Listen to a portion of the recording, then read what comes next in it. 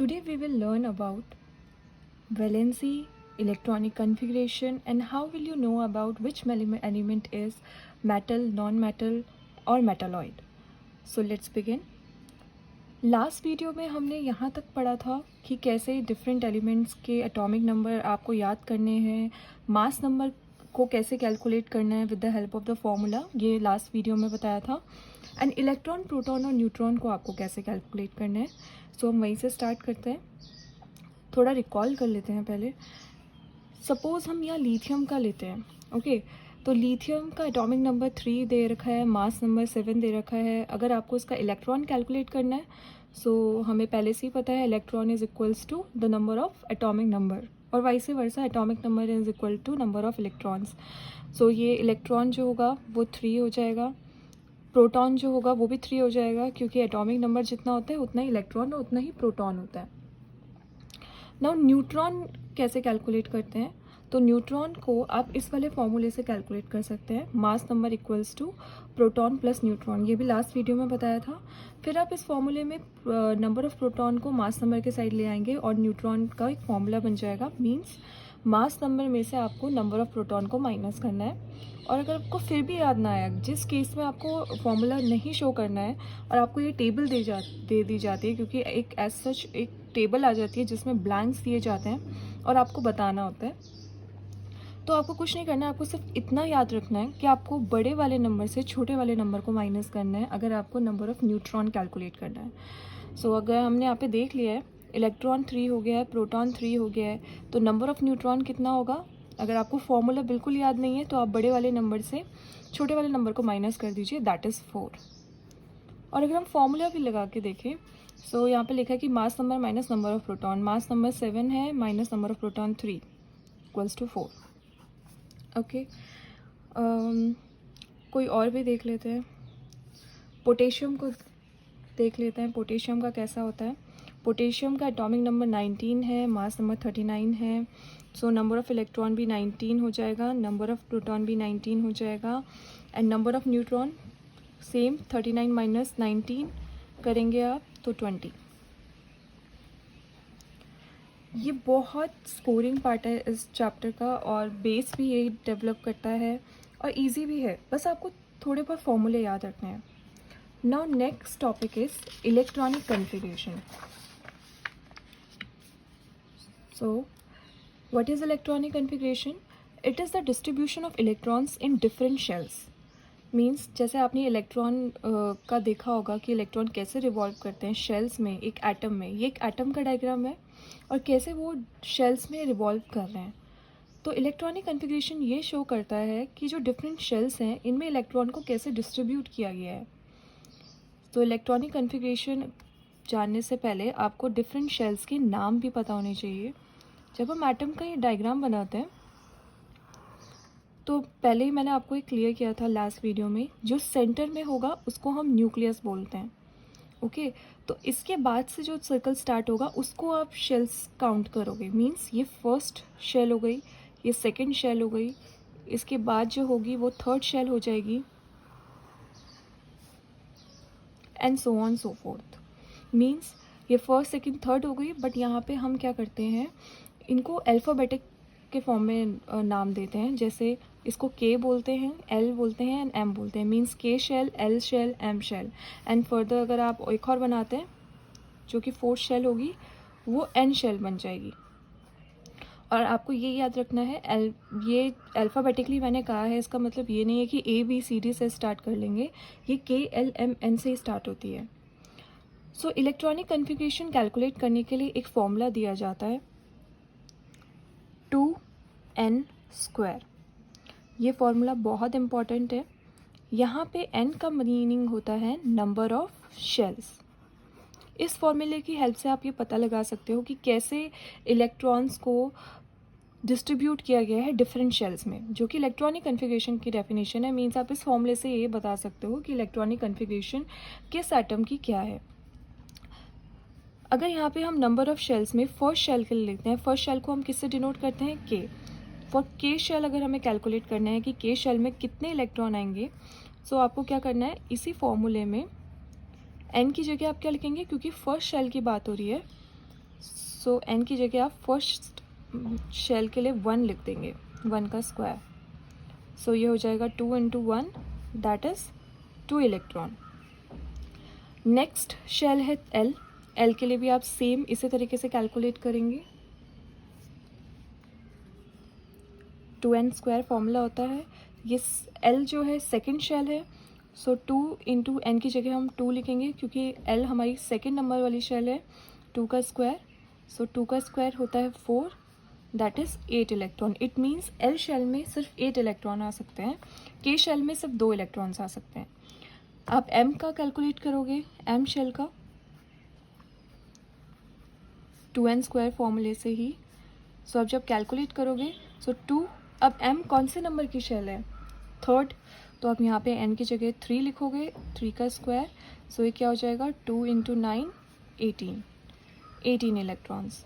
And n shell में आते हैं 32 इलेक्ट्रॉन्स। आप कैलकुलेट करके देख सकते हैं। अगर इसके आगे और शेल होगी तो वो आपको नंबर लिखते जाना है। सो जब हम बात कर रहे हैं इलेक्ट्रॉनिक कन्फिग्रेशन की, तो एक एग्जाम्पल भी ले लेते हैं। एक एग्जाम्पल ले लेते हैं हम सोडियम का। सोडियम जिसको हम डिनोट करते हैं Na से। सोडियम Na से डिनोट करते हैं। उसका एटॉमिक नंबर होता है 11, मास नंबर होता है 23। अब इसका इलेक्ट्रॉनिक कन्फिग्रेशन जब हम शो करेंगे, सो इसकी इलेक्ट्रॉनिक कन्फिग्रेशन में आपको याद रखना है, फर्स्ट शेल में कितने आते हैं, 2, ठीक है। तो आपको ऐसे कैलकुलेट करना है कि 11 में से हमने 2 एक फर्स्ट शेल में डाल दिए हैं, तो अब कितने बचे बाकी शेल में आने के लिए। 11 में से 2 माइनस करेंगे तो कितने बचेंगे, 9। अब आपको पता है L शेल में सिर्फ 8 इलेक्ट्रॉन्स आ सकते हैं, तो L शेल में 8 आ गए। और थर्ड शेल जो बनेगी उसमें आएंगे 1। तो अब जब आप ये कैलकुलेट करेंगे 2 + 8 10 + 1, तो वो उसका एटॉमिक नंबर बन जाएगा। मतलब आपको इतना पता होना चाहिए कि एटॉमिक नंबर में जितने इलेक्ट्रॉन्स हैं उन्हीं को आपको शेल्स में अरेंज करना है। इसी को आप इलेक्ट्रॉनिक कन्फिग्रेशन बोलते हैं। और जितने इस फॉर्मूले के अकॉर्डिंग जिस शेल में इलेक्ट्रॉन्स आ रहे हैं उतने ही फिल होंगे। जो 11 में से 2 इलेक्ट्रॉन्स फर्स्ट वाली शेल में आ गए, ठीक है, वो आपने 2 में फिल कर K में फिल कर दिया फर्स्ट शेल में। अब आपके पास 9 बचे थे। L वाले शेल में सिर्फ 8 इलेक्ट्रॉन आ सकते थे, तो आपने 9 में से 8 यहाँ फिल कर दिए। अब बच गया आपके पास सिर्फ एक ही, वो लास्ट वाली शेल में आ जाएगा। So this is the electronic configuration of sodium atom. एक और एग्जाम्पल ले लेते हैं, लिथियम का एग्जाम्पल ले लेते हैं। लिथियम का सिंबल होता है Li। इसका एटॉमिक नंबर होता है 3 एंड मास नंबर होता है 7। यहाँ पे हमें मास नंबर का कोई यूज़ नहीं है जब हम इलेक्ट्रॉनिक कन्फिग्रेशन कैलकुलेट कर रहे हैं, बट आपको ये मैं बार बार रिपीट कर रही हूँ तो इससे आपको याद हो जाए, इसलिए मैं लिख रही हूँ। और ये A से मुझे लिखना था, सॉरी, मास नंबर A से डिनोट होता है। और ये भी मैं इसलिए लिख रही हूँ क्योंकि आपको याद हो जाए, Z मीन्स एटॉमिक नंबर के लिए यूज़ हो रहा है, A मास नंबर के लिए यूज़ हो रहा है। अब जब हमें पता है कि अब एटॉमिक नंबर से ही हम इलेक्ट्रॉनिक कन्फिग्रेशन लिखेंगे, सो हम लिख देते हैं फर्स्ट शेल और L के लिए, सेकंड शेल के लिए L लिख देते हैं। अब हमें 3, तो 3 को हम कैसे डिस्ट्रीब्यूट करेंगे, हमें पता है कि K शेल में 2 इलेक्ट्रॉन आते हैं, तो 3 में से 2 इलेक्ट्रॉन्स तो हमने यहीं डाल दिए। अब हमारे पास कितने इलेक्ट्रॉन बचे, 1, सो 1। So this is the electronic configuration of lithium. I hope ये आपको क्लियर होगा। कुछ और एग्जाम्पल्स देख लेते हैं हम।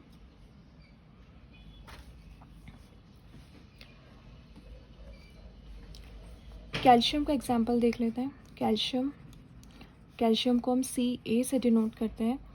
कैल्शियम का एटॉमिक नंबर होता है 20, मास नंबर होता है 40। सो हमें पता है कि यहाँ पे हमें सिर्फ एटॉमिक नंबर पे फोकस करना है जब इलेक्ट्रॉनिक कन्फिग्रेशन की बात हो रही है। तो इलेक्ट्रॉनिक कन्फिग्रेशन के लिए आप पहले शेल लिख लीजिए। आप Kl मैंने लिख दिया है, Kl देखते हैं अभी, चलो M भी लिख देती हूँ।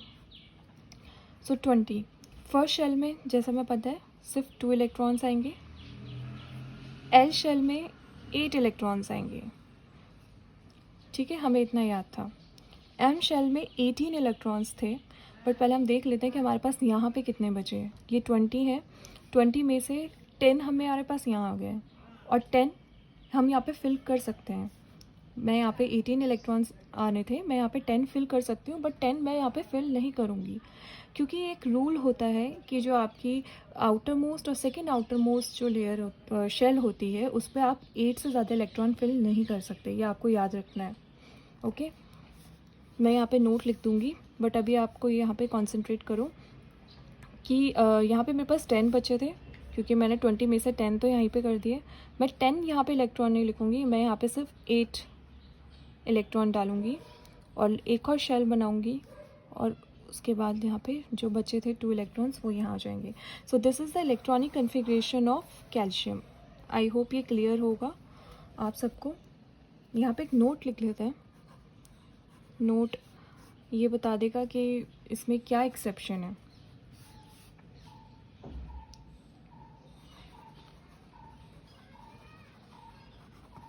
आउटरमोस्ट शेल और second outermost shall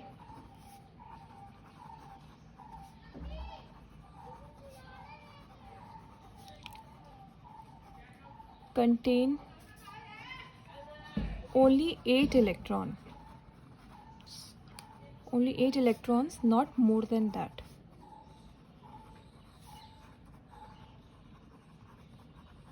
I hope ये क्लियर हुआ होगा। सो इलेक्ट्रॉनिक कन्फिग्रेशन के बाद सबसे इम्पॉर्टेंट जो बात आती है वो ये होती है कि वैलेंसी कैलकुलेट करना। So valency, what is valency? It is the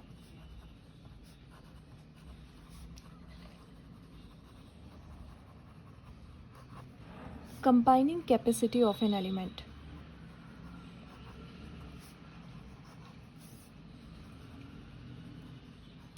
और ये कैलकुलेट करना बहुत इजी है। जब आपको एटॉमिक नंबर लर्न हो जाए, आपको इलेक्ट्रॉनिक कन्फिग्रेशन कैलकुलेट करना आ जाएगा, फिर आप वैलेंसी कैलकुलेट करना आपके लिए बहुत इजी हो जाएगा। एग्जाम्पल में हम सोडियम से ही स्टार्ट करते हैं। हमने सोडियम का देखा था। सोडियम का atomic number is 11। Okay, mass number लिखने की चलो मास नंबर लिख देते हैं। Mass number is 23। जब आप क्वेश्चन सॉल्व करते रहेंगे ना और आप बार बार देखते रहेंगे atomic number is 11, mass number is 23, तो आपको ये बार बार देख देख के ही लर्न हो जाएगा। और सोडियम का तो क्वेश्चन इतना ज़्यादा बना है, सोडियम के ऊपर, मैग्नीशियम के ऊपर, कैल्शियम के ऊपर, सो आपको ऐसे ही लर्न हो जाएगा।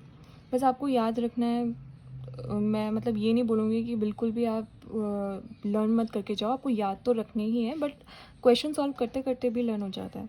तो सोडियम में हमें एटॉमिक नंबर पे ही फोकस करना है। जब हम इलेक्ट्रॉनिक कन्फिग्रेशन की बात कर रहे हैं, 11 है, सो हम शेल के नाम लिख देते हैं। फर्स्ट शेल में 2 आ जाते हैं, सेकेंड शेल में 8 आते हैं, दिस इज़ 10, तो बचा 1, तो ये इलेक्ट्रॉनिक कन्फिग्रेशन होता है। जब हम वैलेंसी कैलकुलेट करते हैं, तो वैलेंसी कैलकुलेट करने में हमें सिर्फ एक चीज़ याद रखनी है, जो मैं आपको साइड में बता देती हूँ।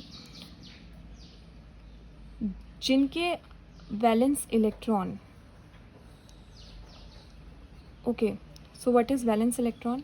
वैलेंस इलेक्ट्रॉन ये होते हैं जो आउटर मोस्ट इलेक्ट्रॉन होते हैं, मतलब किसी भी शेल के जो सबसे आउटर मोस्ट शेल में जो इलेक्ट्रॉन होते हैं उनको हम वैलेंस इलेक्ट्रॉन बोलते हैं। जैसे इसका वैलेंस इलेक्ट्रॉन 1 होगा, कैल्शियम वाले केस में 2 होगा, मैग्नीशियम वाले केस में, और सॉरी लिथियम का हमने एग्जांपल लिया था, लिथियम वाले में भी 1 होगा। सो जो आपके सबसे बाहर पे जो इलेक्ट्रॉन रहते हैं उसको हम वैलेंस इलेक्ट्रॉन बोलते हैं। जिनके वैलेंस इलेक्ट्रॉन 1, 2, 3, 4 रहते हैं उनकी वैलेंसी भी वही रहती है। मीन्स जिनके वैलेंस इलेक्ट्रॉन 1 है, 1 वैलेंसी, 2 वैलेंसी, जिसकी 3 वैलेंस इलेक्ट्रॉन है 3 वैलेंसी, जिसका 4 वैलेंस इलेक्ट्रॉन है 4 वैलेंसी। सो यहाँ पे सोडियम की जो वैलेंसी हो जाएगी वो 1 होगी। ओके, एक और एग्जांपल ले लेते हैं, कैल्शियम का ही ले लेते हैं। हमने यहाँ पे देखा था कि कैल्शियम का इलेक्ट्रॉनिक कन्फिग्रेशन 2882 आया था। सो यहाँ पे वैलेंस इलेक्ट्रॉन क्या होगा? 2। तो यहाँ पे मैंने बताया था जिनके 1, 2, 3, 4 आते हैं वैलेंस इलेक्ट्रॉन, उनकी वैलेंसी भी वही नंबर होता है। सो कैल्शियम की वैलेंसी क्या हो जाएगी? 2। ओके, बट इन केस अगर 4 से ज़्यादा आ जाए तो हम एग्जांपल ले लेते हैं क्लोरीन का। क्लोरीन को हम Cl से डिनोट करते हैं और इसका एटॉमिक नंबर होता है 17, sorry atomic number Z 17, mass number होता है 35, 0.5 लिखवाया था मैंने, बट 0.5 की कोई कुछ वैल्यू नहीं होती, तो हम 35 ही लेते हैं। ओके, 35 मास नंबर होता है, एटॉमिक नंबर होता है 17। तो हमें जब इलेक्ट्रॉनिक कन्फिग्रेशन कैलकुलेट करना है तो हम एटॉमिक नंबर पे ही फोकस करेंगे। वैसे ही हम शेल लिखेंगे, इलेक्ट्रॉनिक कन्फिग्रेशन KL हमने लिख दिया, first and second. First shell में 2 आ गए, लास्ट सेकेंड में हम 8 डाल देंगे, तो ये कितने हो गए 10। अब हमारे पास बचा है 17, हमारे पास थे 10, हमने यहाँ फिल कर दिए। तो थर्ड शेल में हम फिल करेंगे 7। Sorry for the background noise, sorry background noise के लिए। सो KLM 287, this is the electronic configuration for chlorine. But अब अगर आप इसका वैलेंस इलेक्ट्रॉन देखें तो ये 7 आ रहा है, जो कि 4 से ज़्यादा है, जो मैंने यहाँ पे बताया था। सो अब केस आता है, अगर किसी का वैलेंस इलेक्ट्रॉन 5, 6, 7 और 8 आ जाता है, तो आपको यहाँ पे ये याद रखना है, आपको इनको 8 से माइनस करते रहना है। इसका भी एक रीज़न है, हम इनको 8 से क्यों माइनस करते हैं, बट अभी आपको इतना याद रखना है कि जिनकी वैलेंस इलेक्ट्रॉन 5, 6, 7, 8 मीन्स 4 से ज़्यादा आता है, उनके वैलेंस इलेक्ट्रॉन को जब आप 8 से माइनस करेंगे, मीन्स उनको आपको 8 से माइनस करना है, तो आपके आंसर आएंगे -3, -2, -1 एंड दैट इज़ 0। तो आपको पता ही होगा कि जब हम कोई बड़ा नंबर होता है उसी का साइन यूज़ होता है, इसलिए यहाँ पे माइनस माइनस आया। सो क्लोरीन की वैलेंसी क्या होगी यहाँ पे, 7 - 8 -1। एक और एग्जाम्पल ले लेते हैं, ऑक्सीजन का एग्जाम्पल ले लेते हैं। ऑक्सीजन को O से डिनोट करते हैं। इसका एटॉमिक नंबर होता है 8 और मास नंबर होता है 16, क्योंकि एटॉमिक नंबर इवन है। 8 है। अब पहले हम इलेक्ट्रॉनिक कन्फिग्रेशन कैलकुलेट करेंगे। इलेक्ट्रॉनिक कन्फिग्रेशन में शेल्स लिख देते हैं। 2 इलेक्ट्रॉन्स यहाँ पे आ गए। जब 8 आपके पास थे, 2 आपने फर्स्ट इलेक्ट्रॉन में शिफ्ट कर दिए, तो आपके पास कितने बचे, 6। सो 6 आपका कौन सा हो गया, वैलेंस इलेक्ट्रॉन। सो यहाँ पे मैंने बताया था 6 होगा, तो 6 को हम 8 से माइनस करेंगे, तो वैलेंसी कितनी आ जाएगी, -2। ओके, एक बार इसकी प्रैक्टिस ज़रूर करिएगा, ये बहुत इजी है और आपको बहुत हेल्प करेगा पीरियोडिक टेबल समझने में भी, इसलिए मैंने एटम से ही स्टार्ट किया। अब हम इन वैलेंसी निकालने के बाद हम ये भी बता सकते हैं कि कौन सा एलिमेंट मेटल है, कौन सा एलिमेंट नॉन मेटल है। बहुत इजी है, मुझे कुछ करने की ज़रूरत नहीं है। जिनकी वैलेंसी पॉजिटिव में आ रही हैं वो सारे के सारे मेटल्स होते हैं, और जिनकी वैलेंसी नेगेटिव में आ रही है वो सारे के सारे नॉन मेटल्स होते हैं। जैसे यहाँ पे आपने सोडियम का देखा, 1 आ रहा है, 1 के आगे कोई साइन नहीं है, उसे पॉजिटिव ही मानते हैं, तो sodium is a metal. Calcium metal, chlorine non metal, oxygen non metal. Easy, I think बहुत इजी है ये। अगर आप बस आपको एटॉमिक नंबर लर्न करना है, इलेक्ट्रॉनिक कन्फिग्रेशन आपको कैलकुलेट करना आ जाएगा, रिपीट में देखिएगा ये वीडियो, वैलेंसी पता चल जाएगी, और मेटल और नॉन मेटल आप इजीली बता देंगे।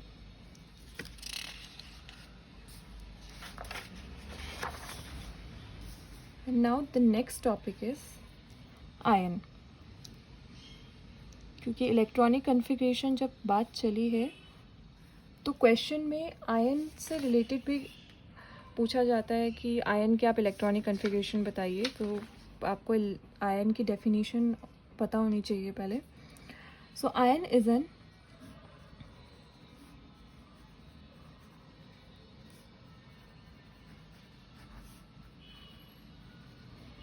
Electrically charged atom or group of atoms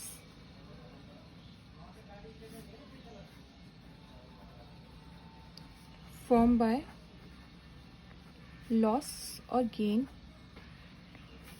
of electron. So ये एक डेफिनेशन है आयन की। आयन क्या होता है? कुछ चार्ज एटम होते हैं या ग्रुप ऑफ एटम्स होते हैं जिनमें कुछ लॉस या गेन होने, इलेक्ट्रॉन के लॉस और गेन होने से जो चार्ज आते हैं। सपोज जैसे क्लोरीन है, अगर मैं Cl लिख रही हूँ क्लोरीन के लिए, so this is atom, chlorine atom. अब मैं Cl के ऊपर माइनस लगा दूँ तो ये क्लोरीन क्या हो जाएगा? आयन। ठीक है, मतलब अगर उनके पास कोई चार्ज आ रहा है पॉजिटिव और नेगेटिव तो वो आयन बन जा रहा है। वे ये साथ में नहीं लिखते तो इसको ऐसे लिखना पड़ेगा। सपोज़ अगर मैं सोडियम के लिए बोलूँ तो सोडियम जब मैं Na लिख रही हूँ तो सोडियम क्या हो गया? एटम। और मैं सोडियम के ऊपर ये प्लस साइन लगा रही हूँ तो ये क्या हो गया? Sodium ion. अब आप ये बोल रहे होंगे आपकी इसके ऊपर नेगेटिव ही क्यों लगा है, पॉजिटिव क्यों नहीं लगा, और इसके ऊपर पॉजिटिव क्यों लगा है, नेगेटिव क्यों नहीं लगा? तो ये भी सब कुछ वैलेंसी से ही रिलेटेड है। अगर आपको वैलेंसी कैलकुलेट करनी आती है तो आप ये बता दोगे कि क्लोरीन की नेगेटिव वैलेंसी थी इसीलिए क्लोरीन पे माइनस पे लगा है, माइनस चार्ज आया। सोडियम की पॉजिटिव थी, मतलब कुछ नहीं था, मीन्स पॉजिटिव थी, तो सोडियम के ऊपर इसलिए पॉजिटिव आया है, वो पॉजिटिवली चार्ज आया है। सो मेरा मेन जो मोटिव यहाँ पे बताने का है वो ये है, क्लोरीन एटम का जब हमने एटॉमिक नंबर देखा था, एटॉमिक नंबर इसका 17 था, इलेक्ट्रॉनिक कन्फिग्रेशन था 287। ओके, अब जहाँ क्लोरीन की बात करेंगे, जब यहाँ पे नेगेटिव साइन रहता है तो आपको ये चीज़ याद रखनी है, यहाँ पे नेगेटिव साइन का मतलब आप किसी चीज़ को माइनस नहीं करोगे, उसका ऑपोजिट करोगे। मतलब जब आप क्लोरीन आयन का इलेक्ट्रॉनिक कन्फिग्रेशन लिखोगे तो आपको पहले क्लोरीन एटम का पता होना चाहिए जो कि 28 था, और लास्ट वाले में जब यहाँ पे एक नेगेटिव लगा है तो वहाँ पे आप एक पॉजिटिव, मतलब एक ऐड कर दोगे। आई होप ये क्लियर हुआ होगा। सोडियम का मैं करके बताती हूँ, फिर देखना।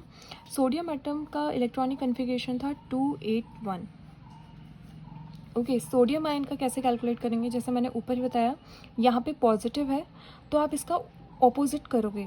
जब आप इसका इलेक्ट्रॉनिक कन्फिग्रेशन कैलकुलेट करोगे तो आप इसको एक माइनस कर दोगे। सो आप यहाँ पे जब करोगे इसका इलेक्ट्रॉनिक कन्फिग्रेशन हो जाएगा 28। एक दो एग्जाम्पल और ले लेते हैं। ऑक्सीजन का मैंने किया था पीछे, ऑक्सीजन का किया था। ओके, मैं एक बार कैलकुलेट पूरा करके बता देती हूँ। ऑक्सीजन का एटॉमिक नंबर था 8, इसका इलेक्ट्रॉनिक कन्फिग्रेशन जो कैलकुलेट किया था वो आया था 26, क्योंकि इसका वैलेंस इलेक्ट्रॉन 6 है, मतलब 4 से ज़्यादा है। तो आप जब वैलेंसी कैलकुलेट करोगे तो 6 - 8 करोगे तो इसकी वैलेंसी हो जाएगी -2। अब जब आपको कोई पूछे कि ऑक्सीजन के आयन में कितनी चार्ज होंगे, ऑक्सीजन के आयन में, आयन मतलब जिनमें चार्ज होता है, तो आपको कुछ नहीं करना। अगर आपको वैलेंसी तक कैलकुलेट करना आता है तो अपने आप बता दोगे 2 माइनस और -2, ये इसका आयन होगा ऑक्सीजन का। अब आपको पता है एटम का जो इलेक्ट्रॉनिक कन्फिग्रेशन था वो 26 था। मैंने आपको बताया था कि जब भी आयन में जो चार्ज होगा आप उसका ऑपोजिट करोगे। तो आप क्या करोगे? जब आप इसका इलेक्ट्रॉनिक कन्फिग्रेशन लिखोगे तो आप 6 था, इसको ऑपोजिट करोगे, 2 ऐड कर दोगे, 8। So this is the electronic configuration for oxygen ion. I hope ये आपको समझ में आया हो। नहीं आया हो तो आप कमेंट्स में पूछ सकते हैं। अब आयंस जो होते हैं वो 2 टाइप्स के होते हैं, कैटायंस एंड एनायंस। कैटायंस जो होते हैं वो पॉजिटिवली चार्ज आयंस होते हैं, positively charge ions.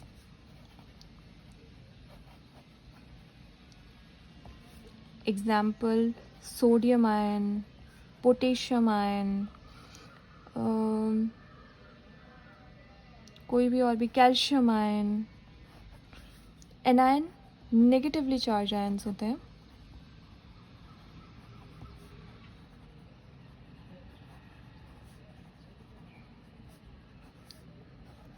Chlorine, oxygen, etcetera. Okay, that's it for today. I hope ये सब आपको समझ में आया हो। अगर जो आपको समझ में ना आया आप कमेंट्स में पूछ सकते हैं। अगर आपको कोई रिकमेंडेशन देनी है मुझे वो दे सकते हैं। Thank you, all the best, have a happy day.